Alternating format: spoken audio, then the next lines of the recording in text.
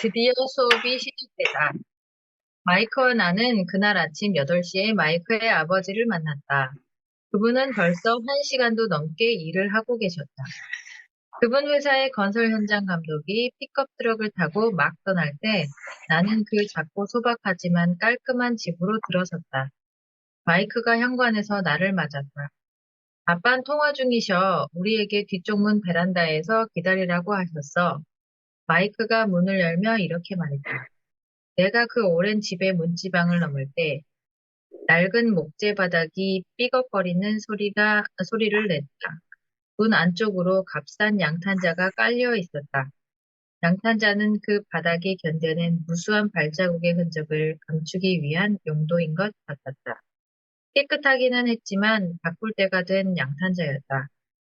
나는 갑갑함을 느끼며 좁은 거실로 들어갔다. 거실에는 골동품이나 다름없는 낡고 캐캐 묵은 가구들이 놓여 있었고, 소파에는 여자 두 분이 앉아 있었다. 우리 어머니보다 나이가 조금 더 들어 보였다. 그분들 맞은편에는 작업복을 입은 남자가 앉아 있었다. 그 사람들이 입고 있는 카키색 작업복은 다림질이 잘 되어 있긴 했지만 풀을 먹이지는 않았다. 반들거리는 작업 부츠를 신은 그는 우리 아버지보다 10살은 더 많아 보였다. 그들은 뒷문 쪽으로 걸어가는 마이크와 나에게 웃음을 지었다. 나는 수줍은 미소로 답했다. 저분들은 누구야? 내가 물었다. 우리 아빠 밑에서 일하는 분들이야. 남자분은 아버지의 창고를 관리하고 여자분들은 아빠 레스토랑을 관리하지. 그리고 아까 네가 올 때 본 그 현장 감독 아저씨는 여기서 80km쯤 떨어진 곳에서 도로 건설을 감독하고 있어. 그분 말고 주택 건설을 감독하는 분도 있는데 그분은 내가 오기 전에 벌써 떠났지. 너희 아빠는 늘 이런 식으로 일하시니? 내가 물었다. 늘 그렇진 않지만 그럴 때가 많아. 마이크가 그렇게 말하면서 미소를 지었다. 그리고 의자를 당겨 내 옆에 앉았다. 아빠한테 돈 버는 법을 가르쳐 주실 수 있는지 여쭤봤어. 마이크가 말했다. 그랬더니 뭐라고 말씀하시든 내가 호기심 어린 표정으로 조심스럽게 물었다. 처음에는 그냥 재미있다는 표정만 지으셨는데 그러시곤 우리에게 제안을 하나 하겠다고 하셨어. 그래? 나는 그렇게 말하면서 의자를 뒤로 젖혀 등받이가 벽에 닿게 했다. 그렇게 의자의 뒷자리에 체중을 싣고 앉았다. 마이크도 나를 따라했다. 그 제안이란 게 무엇인지 알고 있니? 내가 물었다. 아니, 하지만 곧 알게 되겠지. 그때 갑자기 마이크의 아버지가 삐걱거리는 방충망 문을 열고 베란다로 나왔다. 마이크와 나는 벌떡 일어섰다. 존경심 때문이 아니라 놀랐기 때문이었다. 준비됐니? 꼬마들. 마이크의 아버지는 그렇게 물으면서 의자를 당겨 우리 쪽을 향해 앉았다. 우리는 고개를 끄덕이며 벽에 기댄 의자를 당겨 마주보고 앉았다.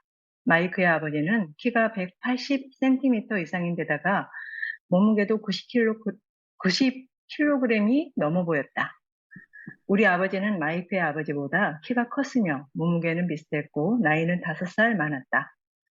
두 분은 애모는 비슷했지만 인종상으로는 같지 않았다.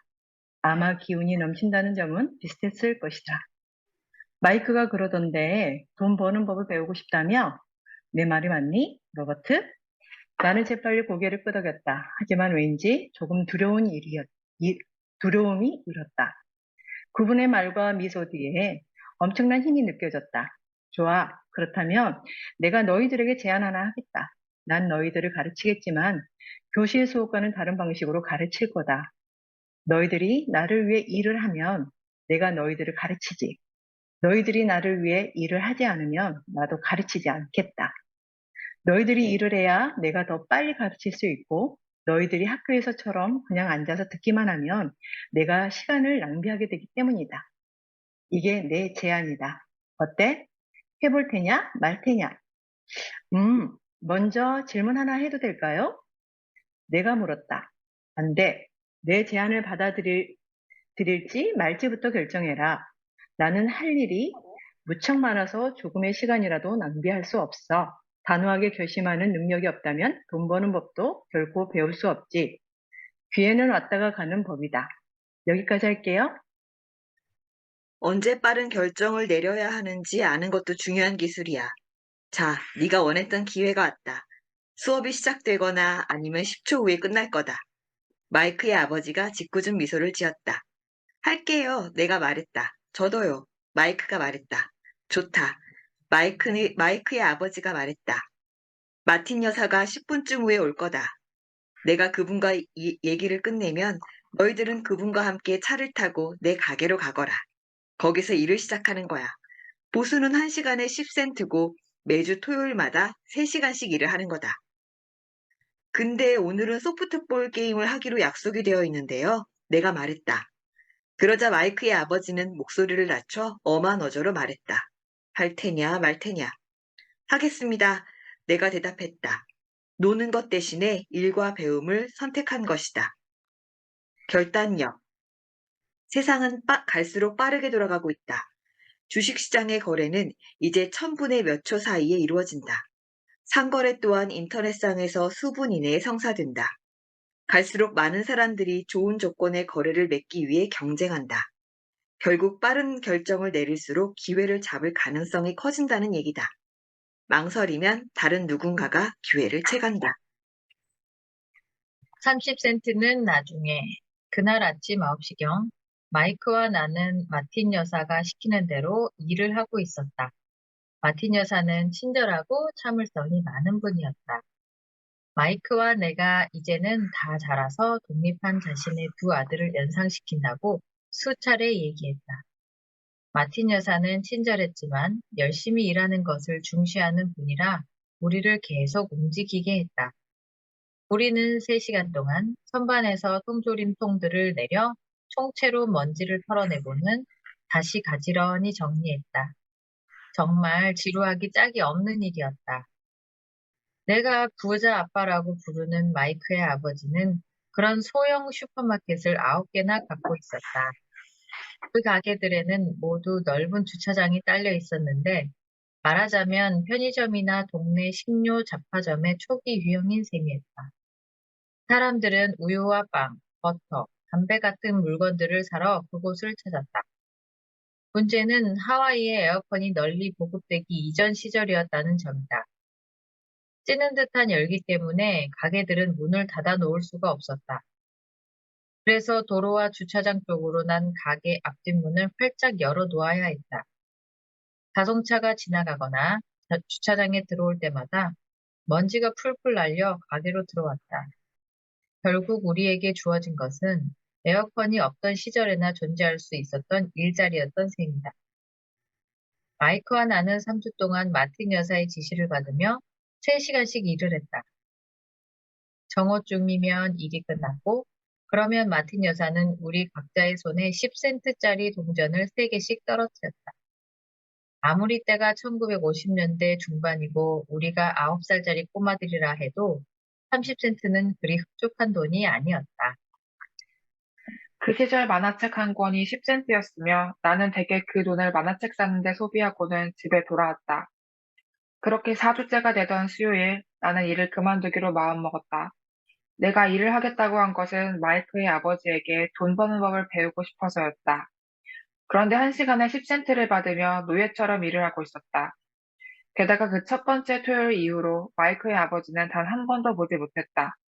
나 그만둘 거야. 점심시간에 마이크에게 말했다. 지루한 학교 생활에 토요일을 기다리는 낭마저 사라진 터였다. 하지만 정말로 나를 실망케 한 것은 30센트라는 보수였다. 그러자 마이크는 미소를 지었다. 왜 웃는 거야? 내가 분노와 좌절감으로 물었다. 이렇게 될 거라고 아빠가 그러셨거든. 내가 그만두고 하면 데려오라 하셨어. 뭐야? 내가 분개하며 말했다. 내가 지쳐서 이렇게 나오길 기다리고 계셨다고? 그런 셈이지. 마이크가 말했다. 우리 아빠는 좀 다른 분이셔. 너희 아빠랑은 다른 방식으로 가르치시지. 너희 부모님은 훈계를 많이 하시는 편이잖아. 하지만 우리 아빠는 말씀이 별로 없는 편이야. 이번 토요일까지 기다려봐. 내가 준비가 되었다고 아빠한테 말씀드릴게. 그렇다면 내가 지금까지 조종당하고 있었다는 거야? 아니, 뭐 꼭 그런 건 아니지만 어쩌면 그런 건지도 아빠가 토요일에 설명해 주실 거야. 토요일 기다리고 기다리다가 나는 마이크의 아버지에게 맞설 준비가 되어 있었다. 내 진짜 아버지도 부자 아버지에게 화가 나 있었다. 내가 가난한 아빠라고 칭하는 나의 진짜 아버지는 부자 아버지가 미성년 노동법을 위반하고 있으며 따라서 조사를 받아야 한다고 생각했다. 공부를 많이 한 나의 가난한 아버지는 내가 마땅히 받아야 할 수준을 요구해야 한다고 말했다. 적어도 시간당 25센트는 받아야 한다는 것이 그의 생각이었다. 가난한 아버지는 그렇게 올려주지 않으면 즉시 그만두라고 말했다. 어쨌든 그런 빌어먹을 일자리가 내게 꼭 필요한 것도 아니잖니. 가난한 아버지는 분노에 찬 목소리로 이렇게 얘기했다. 토요일 아침 8시 나는 마이크의 아버지가 열어준 문을 통해 마이크네 집에 발을 들여놓았다. 자리에 앉아 기다리도록 해라. 내가 들어서자 마이크의 아버지가 말했다. 그분은 몸을 돌려 침실 옆의 작은 사무실로 사라졌다. 주변을 둘러보았지만 마이크는 보이지 않았다. 나는 어색함을 느끼며 4주 전에 그곳에서 봤던 두 여자분 옆에 조심스럽게 앉았다. 두 분은 미소를 지으며 조금씩 움직여 내가 앉을 자리를 내주었다. 45분이 흘러갔고 나는 열불이 나기 시작했다. 두 여자분은 이미 마이크의 아버지를 만나고 30분 전에 떠난 상태였다. 나이 많은 신사 한 분도 20분 동안 머물다 가버렸다. 텅 빈 집에 나 혼자 앉아 있었다. 맑고 아름다운 하와이의 토요일에 사양 냄새 나는 칙칙한 거실에 홀로 앉아 아이들을 착취하는 구두쇠와 얘기하려고 기다리고 있었다. 마이크의 아버지가 사무실에서 부스럭거리며 움직이는 소리, 전화로 얘기하는 소리 등이 들렸다. 그는 그렇게 나를 무시하고 있었다. 그냥 가버릴까 하는 생각이 들었다. 하지만 무슨 이유에서인지 나는 그냥 나올 수가 없었다. 마침내 15분이 더 흘러 정각 9시가 되자 부자 아버지가 사무실에서 나왔다. 그러고는 아무 말 없이 손짓으로 내게 들어오라고 했다. 보수를 올려주지 않으면 일을 그만둘 거라면서 부자 아버지는 그렇게 말하며 회전 의자에서 몸을 돌렸다. 아저씨가 약속을 지키지 않고 계시니까요. 내가 불쑥 내뱉었다. 거의 울 것 같은 목소리였다. 어린아이로서 어른에게 맞서는 것은 정말로 무서운 일이었다. 내가 가게에서 일을 하면 돈 버는 법을 가르쳐 주신다고 했잖아요. 그래서 일을 했어요. 정말 열심히 일했다고요. 야구놀이까지 포기하면서 말이에요. 그런데 아저씨는 약속을 안 지키셨어요. 제게 아무것도 가르쳐 주시지 않았다고요. 아저씨는 동네 사람들 모두가 생각하는 것처럼 사기꾼이에요. 욕심이 너무 많으세요. 돈밖에 모르고 직원들에게는 관심이 없잖아요. 조금 전에도 나를 기다리게 해놓고 그냥 무시했어요. 아무리 제가 어린아이라 해도 그렇게 대접하는 것은 잘못된 일이라고 생각해요. 부자 아버지는 회전 의자에서 몸을 젖히며 양손으로 턱을 괴고는 나를 응시했다. 그만하면 나쁘지 않은 편이구나. 그니 말했다. 한 달도 안 돼서 우리 직원들 대사수처럼 말하니 말이다. 뭐라고요? 내가 물었다. 그분의 말을 이해하지 못한 채 나는 계속 불만을 터뜨렸다. 저는 아저씨가 돈 버는 법을 가르쳐 주신다는 약속을 지키실 줄 알았어요. 그런데 그냥 저를 괴롭히시는 것뿐이잖아요. 그것은 잔인한 일이에요. 정말로 잔인한 일이라고요. 나는 너를 가르치고 있는 중이다. 부자 아버지가 조용히 얘기했다. 그걸 가르쳐 주셨나요? 아무것도 없잖아요. 내가 화를 내며 말했다. 아저씨는 제가 푼돈 받고 일하는 것에 동의한 이후 제게 말을 거신 적도 없어요. 시간당 10센트라니. 아저씨를 정부에 신고해야겠어요. 미성년 노동법이 있는 거 아시죠? 우리 아버지가 공무원이라는 것도 잘 아시죠? 와, 부자 아버지가 말했다. 이제 너는 내 밑에서 일했던 사람들 대다수와 똑같이 얘기하는구나. 내가 해고했거나 스스로 그만둔 사람들처럼 말이다. 할 말 없으시죠? 어디 있으면 해보세요. 나는 이렇게 다그치며 스스로 어린애 치고는 용감하다고 생각했다. 아저씨는 제게 거짓말했어요. 저는 일을 했는데 아저씨는 약속을 지키지 않았어요. 아무것도 가르치지 않으셨다고요. 내가 아무것도 가르치지 않았는지 어떻게 아니? 부자 아버지가 차분히 물었다. 제게 말씀 한마디 안 하셨잖아요. 저는 3주 동안 일을 했는데 아저씨는 아무것도 가르치지 않으셨어요. 내가 뾰로통한 입술로 얘기했다. 말로 설명하거나 강의를 해야 가르치는 거라고 생각하니?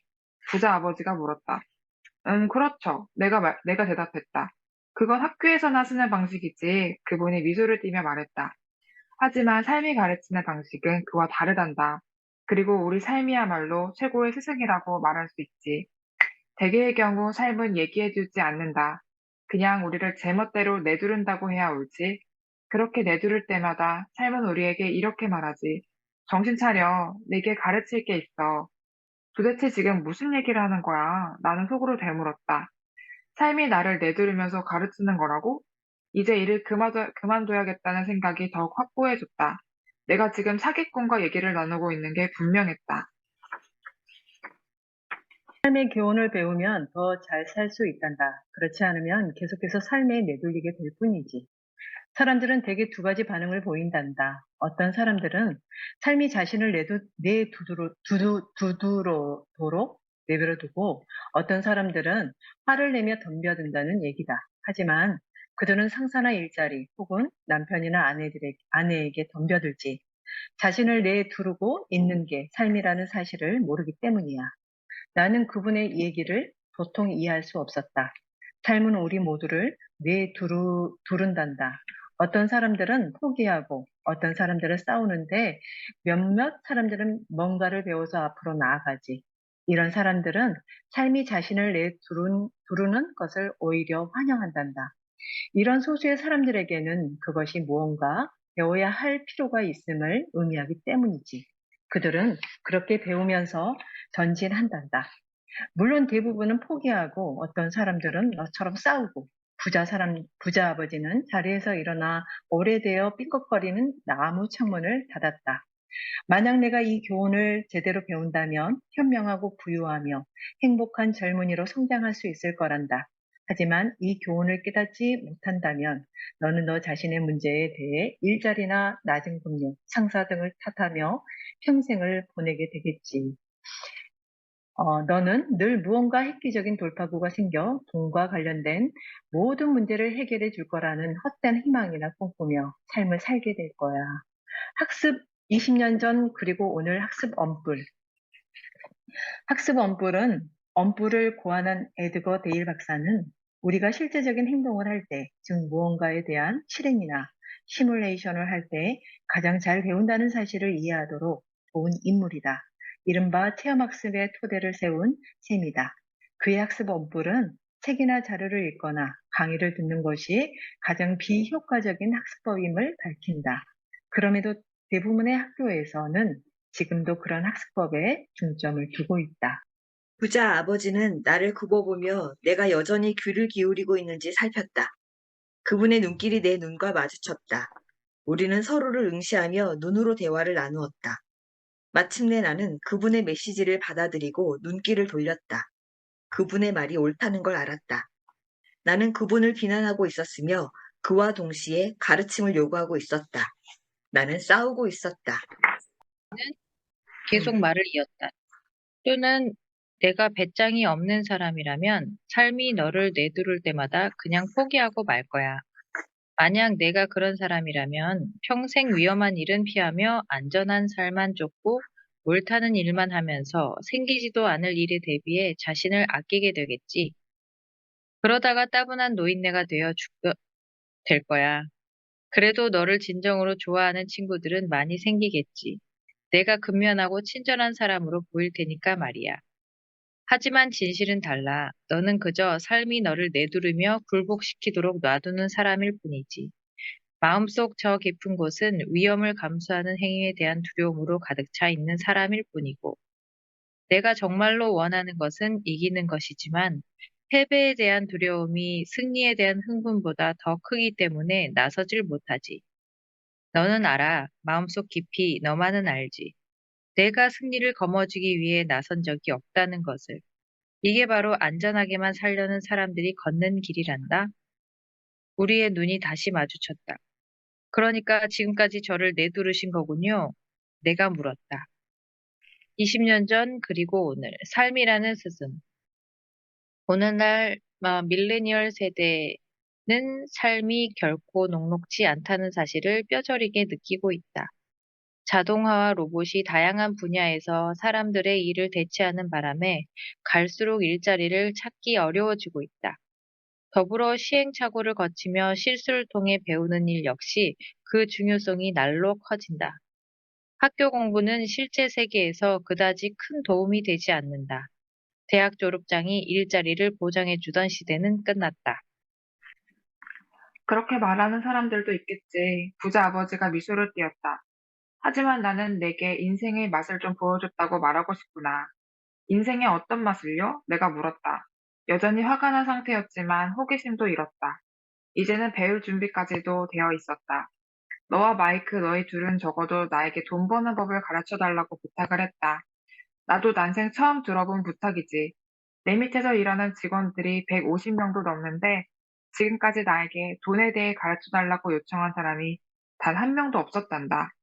그들은 일자리와 급료에 대해서만 얘기하거나 요구하지 돈에 대해 가르쳐 달라고는 하지 않아.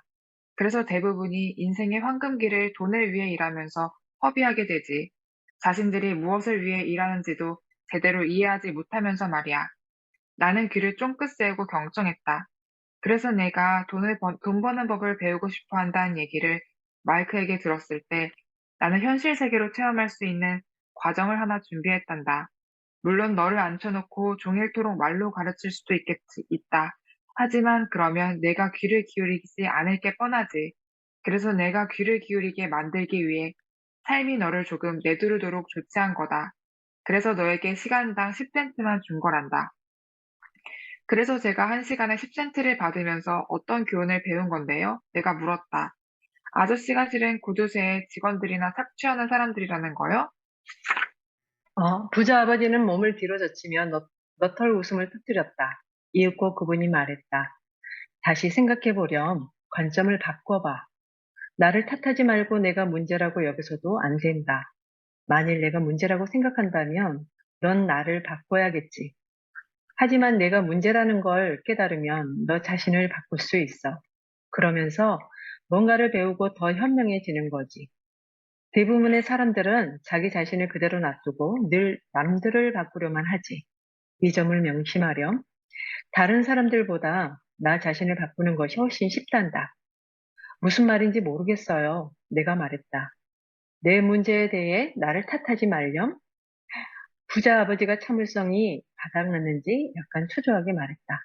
하지만 아저씨가 시간당 10센트밖에 안 주잖아요.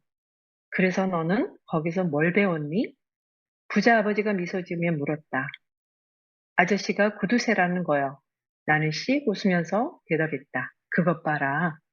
너는 아직도 내가 문제라고 생각하고 있잖니. 부자 아버지가 말했다. 하지만 그렇잖아요.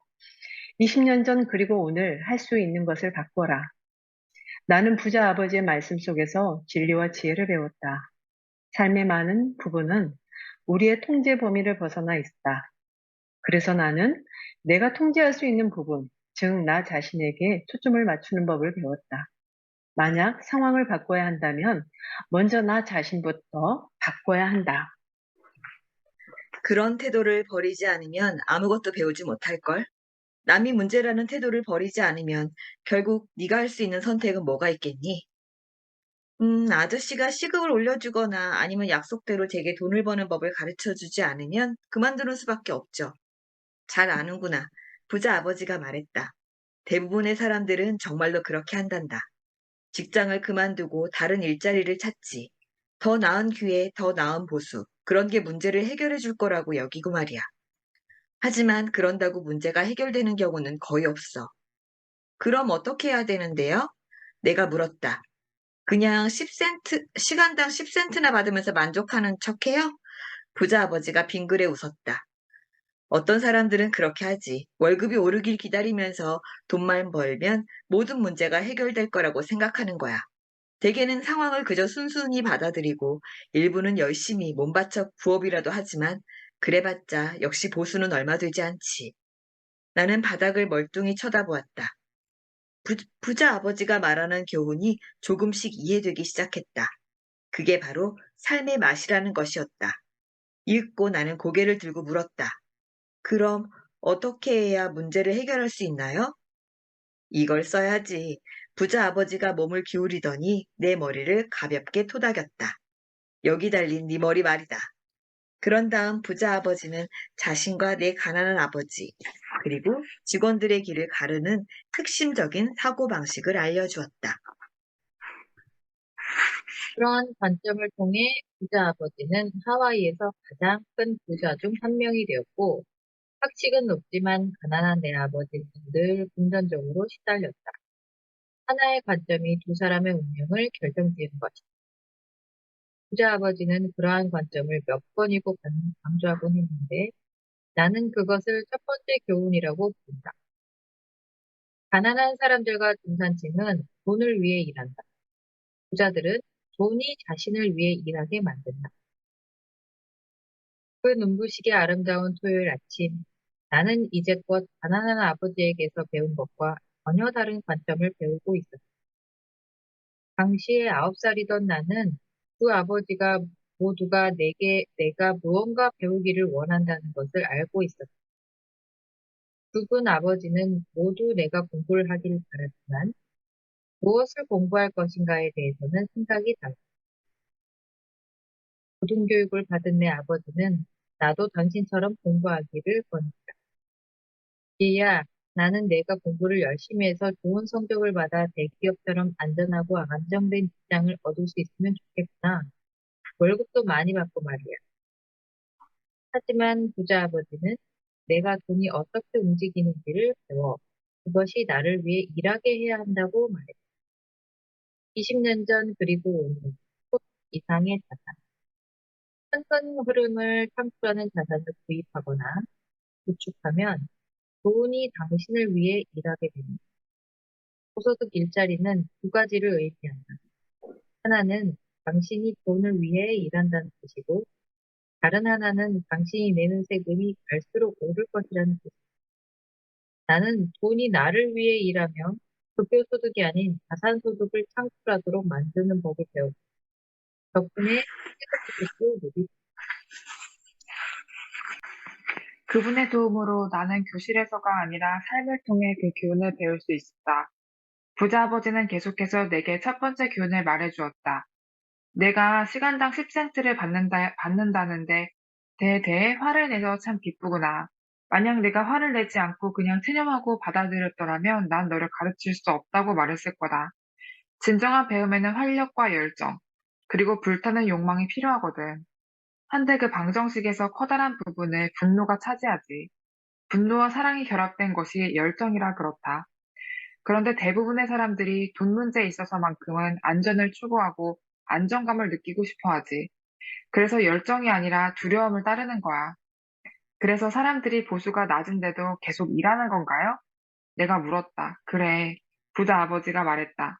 어떤 사람들은 내가 사탕수수 농장이나 정부처럼 돈을 많이 주지 않는다고 해서 직원들을 착취한다고 하지. 나는 오히려 그 사람들이 스스로를 착취하고 있다고 말한단다. 그건 그 사람들의 두려움이지 내 것이 아니야. 하지만 그 사람들에게 월급을 더 많이 줘야 한다고 생각하지 않으세요? 내가 물었다. 난 그럴 필요가 없다. 게다가 돈을 많이 준다고 해서 그 사람들 문제가 해결되는 것도 아니야. 내 아버지를 보렴. 내 아버지는 돈을 많이 벌지만 그래도 청구서를 다 처리하지 못하잖니? 대부분의 사람들에게 더 많은 돈은 되게 더 많은 빚으로 이어지지. 그래서 제게 시간당 10센트를 주시는 건가요? 내가 미소를 지으며 말했다. 교훈을 주시려고요? 그렇단다. 부자 아버지는 싱긋 웃었다. 내 아버지는 학교에서 좋은 교육을 받으셨다. 그래서 부수가 좋은 직장을 얻었지. 그렇지만 아직도 돈 때문에 문제를 겪고 계신다. 왜냐하면 학교에서 돈에 대해 배운 적이 없기 때문이야. 무엇보다 내 아버지는 돈을 위해 일해야 한다고 믿고 계시지. 아저씨는 그렇게 생각하지 않으시고요? 내가 물었다. 그래, 난 아니다. 부자 아버지가 말했다. 내가 돈을 위해 일하는 법을 배우고 싶다면 계속 학교에 있어라. 학교는 그런 걸 배우기에 좋은 곳이지. 그렇지만 돈이 너를 위해 일하게 만드는 법을 배우고 싶다면 내가 가르쳐 주마. 내가 진심으로 배우고 싶다면 말이다. 누가 그런 걸 안 배우고 싶어 하겠어요? 내가 물었다. 모두가 그런 건 아니란다. 부자 아버지가 말했다. 돈을 위해 일하는 법을 배우는 편이 훨씬 쉽거든. 특히 돈 얘기가 나오면 겁부터 집어먹는 사람들은 말이다. 20년 전 그리고 오늘 학교에 가야 한다고? 물론 나는 교육과 평생학습을 열렬히 지지한다. 하지만 갈수록 학교에 가는 것, 특히 대학에 들어가는 것은 재정적 악몽이 되고 있다. 미국의 현재 학자금 융자라는 빚에 시달리는 인구가 4,400만 명이고 그 총액은 약 1조 3천억 달러에 달한다. 무슨 이야기인지 잘 모르겠어요. 내가 얼굴을 찡그리며 말했다. 지금은 걱정하지 않아도 돼. 단지 대부분의 사람들이 계속 참고 일을 하는 건 두려움 때문이라는 것만 알아두렴. 청구서를 제때 내지 못할지도 모른다는 두려움. 해고될지도 모른다는 두려움. 돈이 항상 부족할지도 모른다는 두려움. 그리고 모든 걸 새로 시작해야 할지도 모른다는 두려움. 그런 것들 말이다. 그게 바로 직장에서 일하는 법을 배워서 돈을 위해 일해야 할 때 지불해야 하는 대가란다. 대부분의 사람들은 돈의 노예가 되지. 그러고는 애꿎은 사장에게 화를 내. 돈이 저를 위해 일하도록 만드는 법을 배우려면 완전히 다른 종류의 공부를 해야 하는 거군요. 내가 물었다. 그렇지. 부자 아버지가 말했다. 그렇다마다. 하와이의 아름다운 토요일 오후. 우리는 아무 말 없이 조용히 앉아 있었다. 내 친구들은 지금쯤 야구 경기를 하고 있을 터였다. 하지만 나는 왠지 1시간에 10센트만 받고 일을 하기로 결정한 게 다행이라는 생각이 들었다. 다른 친구들이 학교에서는 절대 배우지 못할 무언가를 배우게 될 것이라는 예감이 들었기 때문이다. 그래, 준비됐니? 부자 아버지가 물었다. 그렇고 말고요. 나는 싱긋 웃으며 대답했다. 난 약속을 지켰다. 멀리서 널 가르치고 있었지. 부자 아버지가 말했다. 넌 어린 나이에 벌써 돈을 위해 일한다는 게 어떤 건지 조금이나마 맛을 본 거야. 지난 몇 달 동안 한 일을 앞으로 50년 동안 해야 한다고 상상해보려. 평범한 사람들이 평생 어떻게 살아가는지 짐작이 갈 게다. 무슨 말인지 모르겠어요. 내가 말했다. 날 만나려고 기다리는 동안 기분이 어땠니? 처음에는 일자리를 얻으려고, 그리고 오늘 시급을 올려달라고 말하려고 기다렸을 때 말이다. 솔직했어요. 내가 말했다. 만약 내가 돈을 위해 일하는 걸 선택한다면 평생 동안 그렇게 될 거다. 그 아버지가 말했다. 3시간 동안 열심히 일한 뒤에 마친 여자가 내 손바닥에 동전 3개를 떨어뜨렸을 때에는 기분이 어땠니? 그걸로는 부족하다는 생각이 들었어요. 아무 가치도 없어 보이더라고요. 실망스러웠죠. 내가 말이죠. 그게 바로 대부분의 직원들이 월급 봉투를 받았을 때 느끼는 거란다. 특히 세금이라든가 이것저것 준비를 다 하고 난 뒤에는 더욱 그렇다. 최소한 너는 일한 값을 받니? 그 사람들은 일한 값을 전부 다 받는 게 아니에요? 나는 깜짝 놀라 물었다. 전혀 아니야. 부자 아버지가 말했다. 정부가 언제나 제일 먼저 자기들 몫을 떼어가거든. 어떻게 그럴 수가 있죠? 내가 물었다. 세금이지. 부자 아버지가 말했다. 돈을 벌면 세금을 내야 해. 돈을 쓸 때에도 세금을 내야 하지. 저축을 할 때도 세금을 내고 심지어 죽을 때도 세금을 내야 한단다. 왜 정부가 그런 짓을 하게 내버려 두는데요? 부자들은 안 그런다. 부자 아버지는 미소를 지으며 말했다.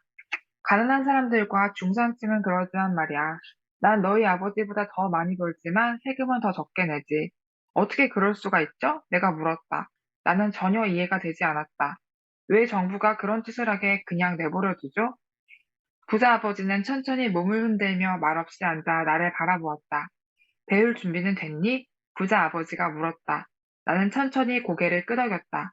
아까 말한 대로 배울 것이 무척 많단다. 돈이 나를 위해 일하게 만드는 방법을 배우는 건 평생 동안 공부를 해야 하는 문제야.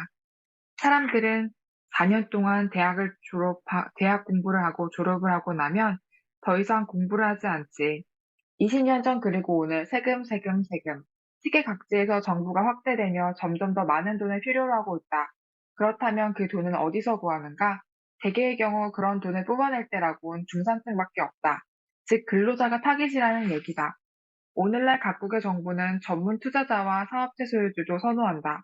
근로자와 마찬가지로 그들에게서도 세금을 걷어들일 수 있기 때문이다. 하지만 세법을 본래의 의도 그대로, 즉 경제를 구축하는 도구로 사용하는 국가에서는 전문 투자자와 사업체의 소유주에게서 아주 적은 수준의 세금만 걷어간다. 4년 동안 대학 공부를 하고 졸업을 하고 나면 더 이상 공부를 하지 않지. 하지만 돈이란 건 평생 동안 배우고 공부해야 해. 배우면 배울수록 알아야 할 게 더욱더 많이 생기거든. 대부분의 사람들은 돈에 대해 공부하지 않는다. 그들은 일터에 가고 월급을 받고 수지를 마치고 그게 다지. 그래 놓고는 왜 자기에게 돈 문제가 생기는지 궁금해해. 그들은 돈이 더 많이 있다면 문제가 다 해결될 거라고 생각한다. 실은 자기의 금융 지식이 부족하기 때문이라는 걸 깨닫지 못하고 말이다. 그럼 우리 아빠가 세금 때문에 고생하는 건 아빠가 돈에 대해 제대로 이해하지 못하기 때문인가요? 나는 어리둥절해서 물었다. 야, 세금은 돈이 너를 위해 일하게 만드는 방법을 배우는 데 있어 아주 작은 부분일 뿐이란다. 나는 오늘 내가 아직도 돈에 대해 배우겠다는 열정을 갖고 있는지 알고 싶었다. 대부분의 사람들은 그렇지 않거든. 그들은 학교에 가고 전문 지식을 배우고 직장에서 재미있게 일하고 많은 돈을 벌고 싶어 하지. 그러다 어느 날 눈을 뜨면 심각한 재정적 문제에 빠져 있다는 걸 알게 된다. 그러면 그때부터는 정말로 일을 그만둘 수가 없어. 그게 바로 돈이 너를 위해 일하게 하는 법을 배우지 않고 돈을 위해 일하는 법만 아는데 따르는 대가다. 자, 아직도 배우겠다는 열정이 있니? 부자 아버지가 물었다. 나는 고개를 끄덕였다. 좋아. 부자 아버지가 말했다. 이제 그만 일하러 가렴. 지금부터는 돈을 주지 않겠다. 뭐라고요? 나는 깜짝 놀라 물었다. 잘못 들은 게 아니다. 오늘부터는 시급을 주지 않을 거야. 매주 토요일마다 예전처럼 똑같이 3시간씩 일하겠지만 이제부터는 1시간에 10센트도 못 받을 거야. 돈을 위해 일하지 않는 법을 배우고 싶다고 하지 않았니? 그러니 난 너에게 돈을 주지 않을 생각이다. 나는 부자 아버지가 하는 말을 믿을 수가 없었다. 마이크한테도 이미 똑같은 얘기를 했다. 그리고 그 애는 벌써 일터에서 일을 하고 있을 게다.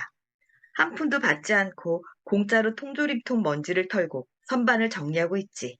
너도 빨리 가게로 돌아가렴. 그건 불공평해요. 나는 소리쳤다. 일을 하면 당연히 보수를 주셔야죠. 너는 내게서 배우고 싶다고 말했다. 그걸 지금 배우지 못하면 나중에 커서 오늘 아침에 네가 여기서 봤던 세 명처럼 될 거다. 돈을 위해 일하면서 내가 자르지만 않길 바라는 거지. 혹은 너희 아버지처럼 돈은 많이 벌지만 빚만 잔뜩 쌓여서는 돈만 더 있다면 모든 문제가 해결될 거라고 생각할 수도 있다. 그게 네가 바라는 거라면 처음 약속대로 시간당 10센트를 주마. 그게 아니라면 대개 어른들이 하는 일을 할 수도 있다. 보수가 너무 적다고 불평하면서 이 일을 그만두고 다른 일자리를 찾는 거지. 하지만 제가 어떻게 해야 하는데요? 내가 물었다. 부자 아버지는 내 머리를 두드렸다. 이걸 사용하렴. 잘만 사용하면 곧 내가 준 기회에 감사하게 될 거다. 그리고 커서 부자가 될 테지. 나는 멍하니 서 있었다. 아무것도 못 받고 일을 해야 한다는 걸 믿을 수가 없었다. 시급을 올려달라고 부탁하러 왔는데 반대로 공짜로 일을 해줘야 할 처지가 되었기 때문이다. 부자 아버지가 다시 내 머리를 톡톡 치며 말했다. 이걸 사용하려무나. 자, 이제 빨리 일터로 돌아가렴.